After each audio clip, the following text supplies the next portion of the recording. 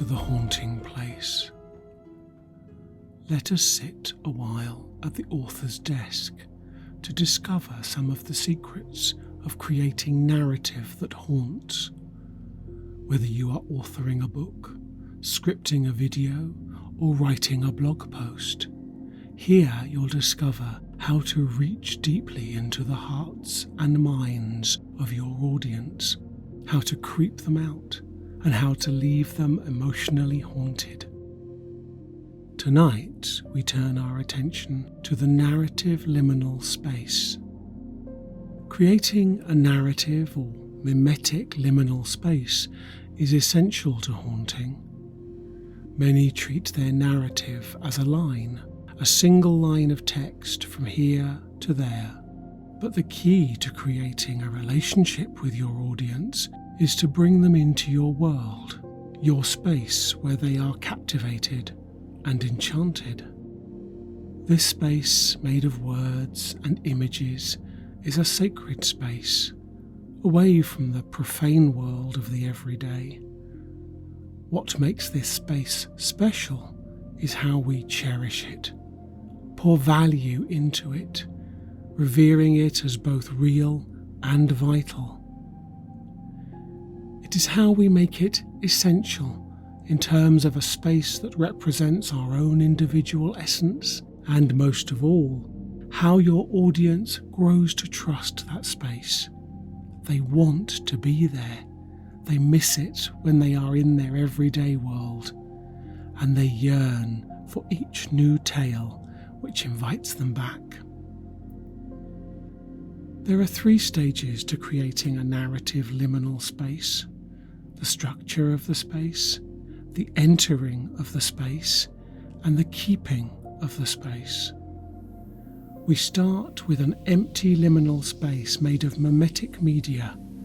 This encompasses words, images, sounds, emotions, the walls, ceilings, and floor of your world, the quantities and qualities, and also the many journeys your audience will take through your liminal space. This, at first, will be a husk of narrative, a shell without occupancy, an empty liminal space awaiting its first visitors, the lonely traveller or eager adventurer, seeking something different, some place they can feel at home, a place where their world, a world where they are lonely and misunderstood, fades away. The next step is to focus on the entering of your narrative space, again working with mimetic media to address the muddy footprints of the audience engagement. Every visitor to your sacred space arrives through their own trajectory, their own direction and path. At first, your world will be unfamiliar to them, alien in many ways. They will bring with them the mud they walk through in their world, the expectations and falsehoods they've been pressured into, the lies they have been told, the exhaustion from the daily slog, the compulsion to smash and grab whatever they can before heading on to the next content provider. By creating the structure of a narrative liminal space and focusing on how your audience enter that space, you will instill within them a sense of haunting, the thought that permeates deeply into a person's psyche so profoundly they are compelled to return to be haunted some more. As with any place that invites us to venture within, a blog post, a book, a building, when we enter that space, the haunting comes only if you step through the doorway with a sense of the sacred, an act of reverence, such as taking off your boots to show respect for the space and to keep it clean. However, it is not only your audience that appreciate how to enter the space. You too must treat that space, your world, as sacred. For the real world will treat it as nothing but a collection of words and trivial notions created by just another content creator. But when you develop your narrative into the sacred mimetic space, you are the first to treat that space as a powerful environment that deeply affects all who enter. Your audience will notice, and they will experience it too. This place is unlike anywhere else, and the secret here cannot be discovered anywhere else. For this place is magical and mysterious and haunting. And here, in this place, the words are more than words, and the notions are not notions at all. When entering your mimetic liminal space, make it sacred through ritual, through some little routine or gesture. This could be creating a space within your home, a temple, where you sit to enter the narrative liminal space. Your ritual could be as simple as taking a few deep breaths, saying a sacred phrase that is only known to you, or even seeking out your own audience before they even know you exist and inviting them in. The great storytellers of television series use music and imagery to create the gateway of their sacred space in which the story is held. So whenever you hear that music or see those images, you are immediately propelled into the sacred narrative space. But why go to all this trouble to create and maintain a sacred space? Because whilst writers deal in writing words, the author of a mimetic and sacred narrative space knows there is something more to words than just letters on a page. The dominion of plexi and egregore is here, a living narrative that consists of more than ideas, for our ancient ancestors knew of the power in sacred narrative, the oral traditions and arts of old law storytelling.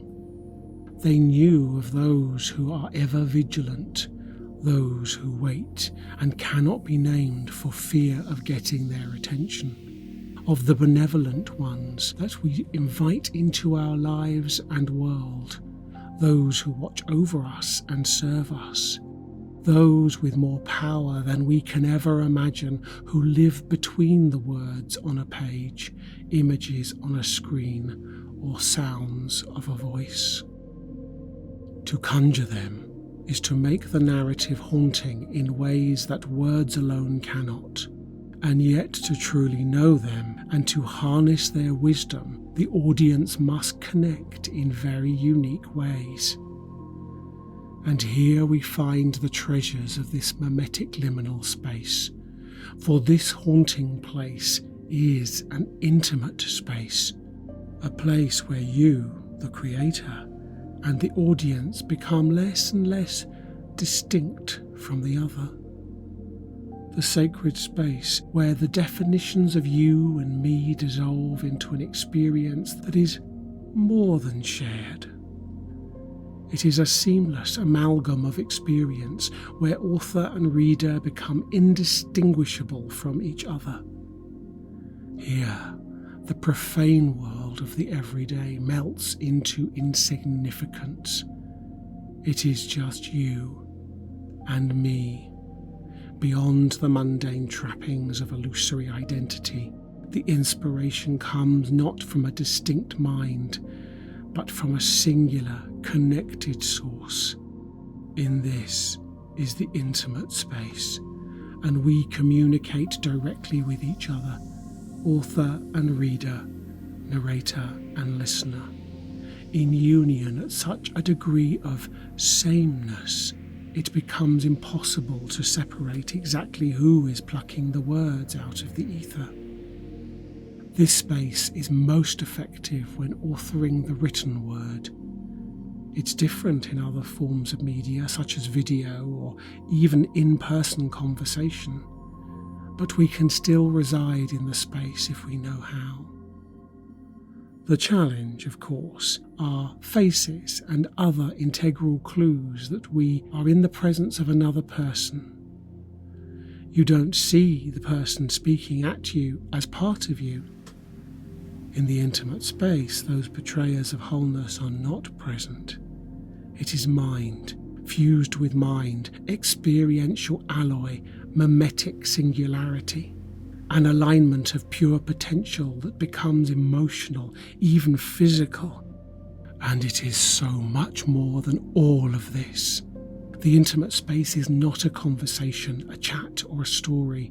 It is the audience voice speaking your words. The narrator who knows the experience of placing worlds into the world from this space also cannot separate their words from their listeners.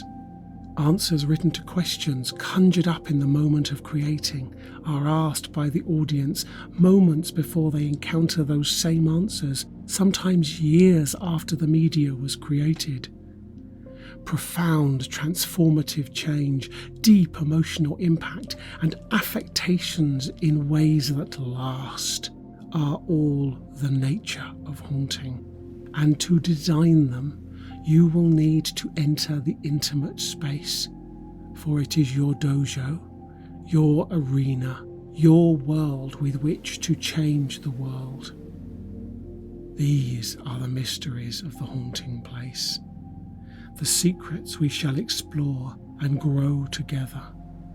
So begin, dear friend, to draw your lines in the sand. Note the walls and the doorways, the halls and the staircases, the realms and the faraway lands, and all those who live in your narrative liminal space. For now and always, remember, every moment you embody in this life, make it a haunting place.